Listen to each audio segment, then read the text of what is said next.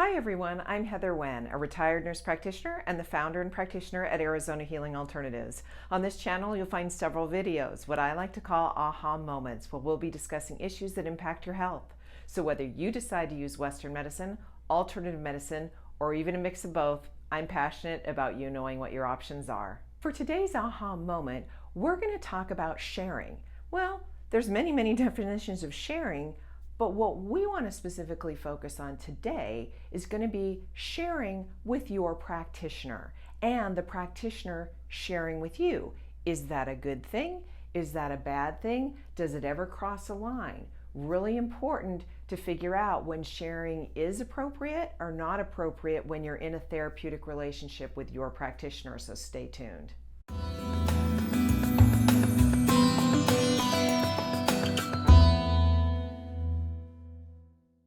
So when I was going through nursing school a long time ago, basically we were taught that, and I think a lot of practitioners, even before me and when I was trained, we were taught that in our profession there is this distance that needs to be maintained, right? And that distance and what was defined as professionalism back then was that you came in and you were the authority on whatever was going on, and basically when the person came in, you could be empathic to them, you could listen to them, but you never shared anything personally about yourself.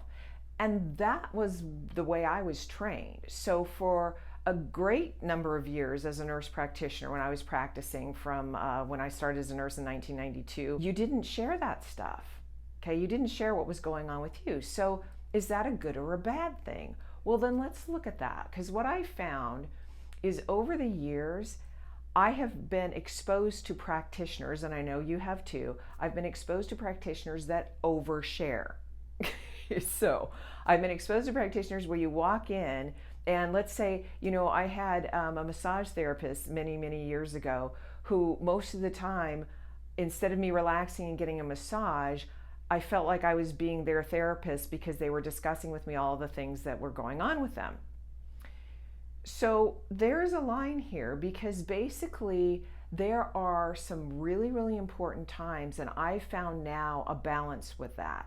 A balance between when do you share and when don't you share. Because besides the massage therapist, the other thing that's happened in my lifetime was I was sitting in front of a therapist and talking with this person about my issues, and I've explained this in other videos, and at the end of the sessions I was feeling better, took the advice, was doing great, and then I said, wow, this has been wonderful, I'm going to go ahead and make this our last session. And the person said to me, oh my gosh, you're going to leave, you're my only patient that actually just takes my advice and does the things that I say, and you can't leave. And I've shared that example before. That's oversharing, because basically then it became about the practitioner and not about the patient at that time. So there are times and places I have found, and sort of a little rule of thumb that I go by is, if I'm going to be sharing experience, which obviously I'm sharing experiences with you because I have this YouTube channel, but this YouTube channel I'm not charging you. So when you come into my office, when I decide to share with you, what I'm doing is looking at the situation and seeing if there's something that's going on or has gone on in my life in the past that could potentially help where the person who's sitting in front of me is today. That's when I share, because what I found is it's very therapeutic. And when I've looked at different articles on the subject, they talk about the same thing, that what is the circumstance? Because for me, there's a rapport. You want to get to know your patient, and that to me is more effective in the long run. And I found that in my alternative practice, that it's much more effective.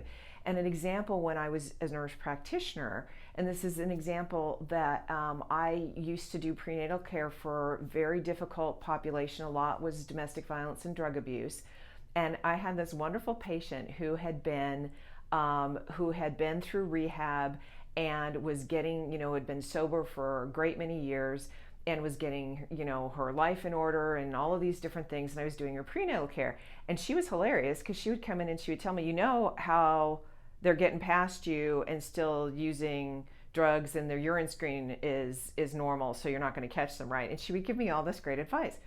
And one day I looked at her and I said, you have been through all of these things. Why don't you, because I said, I can sit here and I can tell the patients that are using that, I can get them help, and that I really need to know so I can keep you and the baby safe, and we can do all these things. And why should they listen to me? I've never had those issues that you've had, or the things that you've lived through. And this person was so wonderful. I said to her, why don't you go out and teach others? Because she would be more effective in sharing her story and where she'd been from, where she had gone through. And so that's what I look at it now today, that when I'm sharing something, first of all, if I'm sharing something and it is therapeutically designed to help that person, I have found that it can be a very, very effective tool.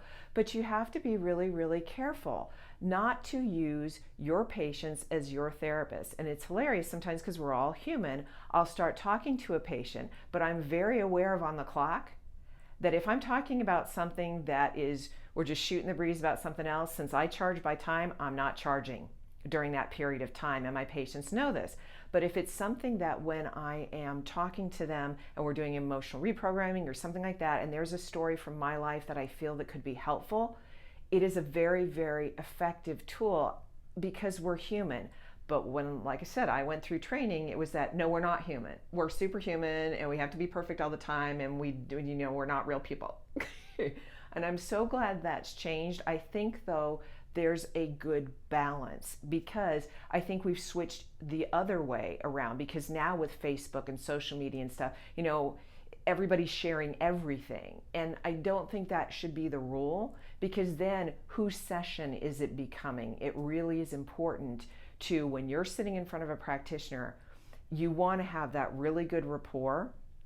And in fact, that's vital to a really therapeutic relationship. And the important thing to think about is when someone is sharing a story with you, if they're your practitioner, is ask yourself, why are they sharing? For example, that person that was sharing because she wanted me to stay in her practice when I felt like I was doing okay. So not okay. Is that person sharing because you shared a story and now they want to share a story so that it's like, oh, well, I've been through that too? That doesn't feel good either, because that person isn't validating your experience and they're not really listening. They're sharing back. That's like if you sat with somebody at lunch and that was going on. That should not be happening in a therapeutic sort of relationship. So it's important to realize and ask yourself, why would that person be sharing that information? I would ask that so that you can look at it and say, okay, oh, well, they're sharing that information because, oh my gosh, I went through something similar, and that can be really helpful to me. Also, you can also tell your practitioner, because what I would do in the circumstance when I had that massage therapist that kept, in the past that kept, I was being their counselor, I would say, you know what, I really need, because they were an excellent massage therapist, and I would say, you know what, which is the truth, in order for me to relax fully and completely, I need to not talk during this session. And so that set of really firm boundaries. So don't hesitate if you're feeling uncomfortable to either find another practitioner if that's easier, or you can also set some boundaries so that you can get the most out of your specific session. At the same time, ask yourself this question: am I getting something out of what it is they're telling me by the stories, or are they oversharing and now I don't feel like I'm being heard, I don't feel like I'm getting my needs met, or I don't feel like I'm getting any better? So those are some really important things to ask yourself, because now, certainly I've changed my opinion after how many years, in healthcare, it's really important to know when those stories are relevant and when you're crossing the line into something else and you're expecting your patients to be your therapist, which is, to me, is unethical, especially if you're being charged for that. So I hope this information has been helpful. Don't hesitate to leave comments in the comments section. If you have any comments or concerns, please leave them there. I'm happy to answer those questions. Otherwise, thank you for listening to this video and have a great day.